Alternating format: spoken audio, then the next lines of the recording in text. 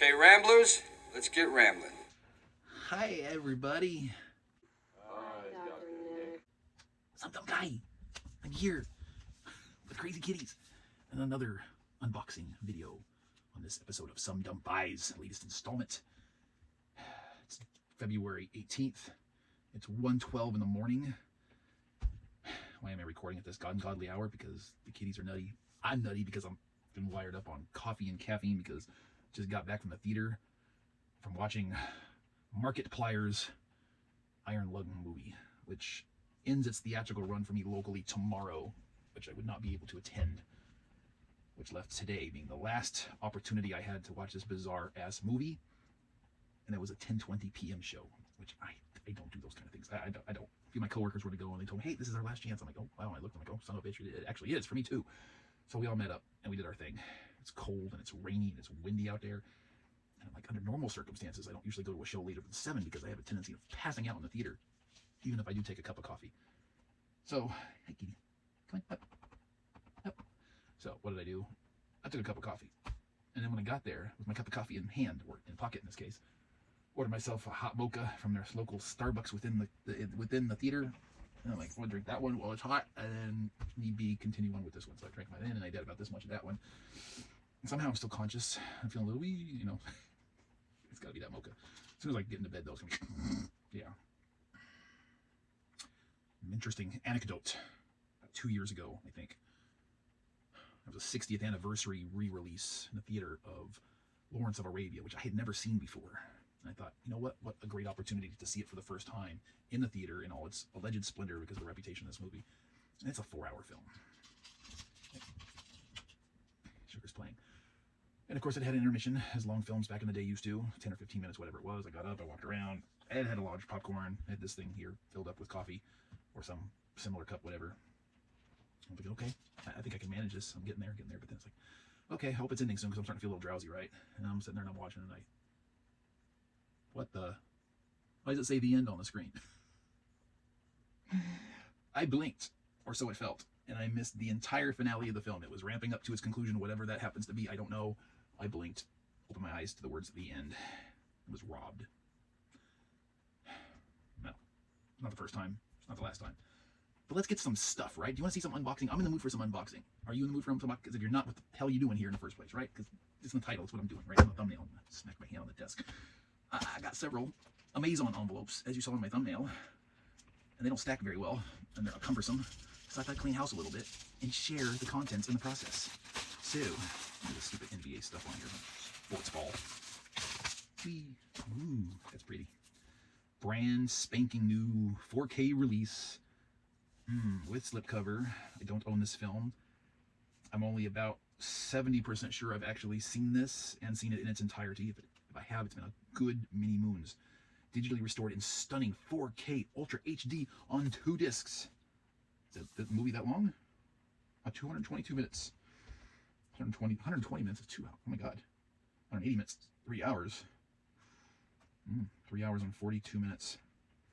This is another Lawrence of Arabia. But let's share William Wyler's from... Do we have a year on here? Are we going to hunt for it? We'd really like to know these things as per usual. We've got a runtime that just jumps right out. Your eyes are twitching. Caffeine and exhaustion don't mix very well. Whatever. I can't stare at that any longer. We have, drum roll please, for the big release of Ben-Hur. Not to be confused with Ben-Him. Just saying, modern audiences might take issue with Ben being misgendered. Oh, with any luck, tomorrow, in my time, not in your time when you're watching this, I might actually have my TV and my 4K player and my surround sound system all set back up again. I might get to indulge in that very, very soon. We'll see. Blu-ray blind buy. And this is interesting that I'm actually doing this because this is some kind of animated continuation series of a previous animated series that I've bought and also haven't watched yet. I think it was 4 seasons releasing over the course of obviously 4 years, and I was buying them up as they came out, never got around to watching them. It was done, and then this popped up, and I'm like, okay, well, let me watch for good pricing and then see what it does. I haven't actually heard good things about the original one, but I have not heard anything about Castlevania Nocturne Season 1.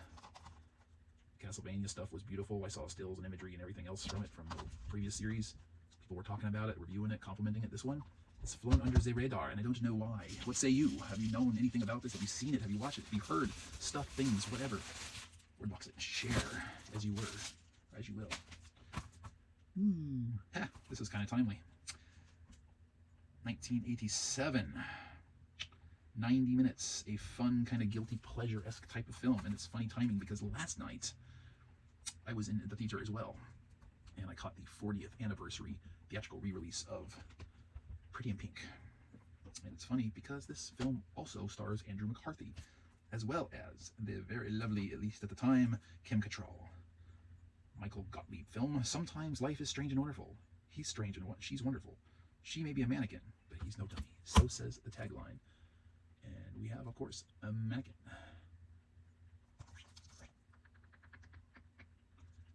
This was just released by Sandpiper Pictures, whom I'm not familiar with at all. It's originally an Orion release. MGM as well. Partnership? Or does MGM own Orion, whom MGM is owned by Amazon now? I'm confused. Too many mergers and conglomerations and buyouts and stuff and things and excitements and throwing of envelopes. And I think this was a relatively new release. This one would be a blind buy. So we're, out of 3, we've got 1 that is not a blind buy, 1 that is probably not a blind buy. This one is definitely a blind buy, and there's not many of these available in Blu-ray, so I wanted to grab it, and it was a good price. 1 hour and 48 minutes. The year 1982, starring Gene Wilder and Gilda Radner. Husband and wife, maybe not at the time, I'm not sure, but they ended up so. This is Hanky Panky. I don't think you can go wrong with a Gene Wilder flick, so that's why I pretty much just grabbed this one sight unseen. On the run, falling in love, and up to their necks in funny business. I hope so, because Gene Wilder's usually up to funny business. And does not disappoint.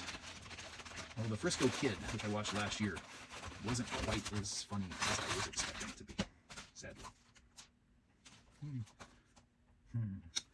This one, again, is one of those, maybe I saw it way back in the day, maybe I didn't. I'm not sure. I remember hearing over the years mixed bag of things, impressions about this one from 1987. Is this a TV movie? No, it's rated R, so it's not. Feature runtime 101 minutes. This is from Scream/Shout Factory.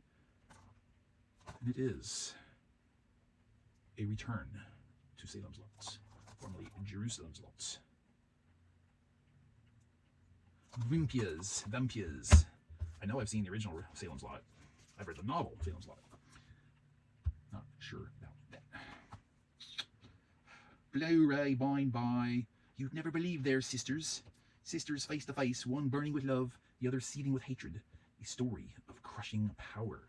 Starring Ida Lupino, Dennis Morgan, Joan Leslie. What do we got here? Black and white, 109 minutes from the year 1943. We have another entry from the Warner Archive Collection. This one is The Hard Way. Not to be confused with The Hard Way, starring James Woods and Michael J. Fox, which I not too long ago picked up from Criterion, maybe a year and a half ago. But always happy to blind buy the Warner Archive Collection titles because their restoration work is top-notch, both in video and in audio. Most of the time, their pricing is solid, and most of the time, the films that they choose to include in the collection are great. Non-blind buy for the last title tonight. A tense little thriller with a touch of the Stephen King from Time Out. I saw this as a youth when I was some dumb lad. The Ultimate Shocker from 1988, 1 hour and 32 minutes long. What happens when the electricity in your home comes alive and wants to kill you? It pauses. This is a movie that I kind of kept a half eye open for the longest time. And finally, it just released in Blu-ray. I don't even know if this was put on DVD. I think I saw it on VHS back in the 89-90 era. And never saw it since. So how well will it hold up? I do not know. But starring a young Joey Lawrence and Roxanne Hart. Was she one of the Highlander girls? Not sure. But hopefully, fun time. Probably a guilty pleasure flick when it all comes down to it. We shall see, as with all things. There we're at. 1, 2, 3, 4, 5, 6, 7 new titles for the library. What say you? thumbs up, thumbs down, mid, whatever. Word box it. If you picked up anything for your own personal enjoyment for your home libraries, word box it. Let me know. Discuss, discourse, engage. I desperately want to go to bed, so we're editing this in the morning before I dive into work to get my entertainment system put back together. I hope. It's like the crowning thing for my move, and it's been 4 months now in the making. I shall see you again. Thank you for those who've watched. Thank you those who have commented. And until next video, I'm going to make like a tree and get out of here. Alan,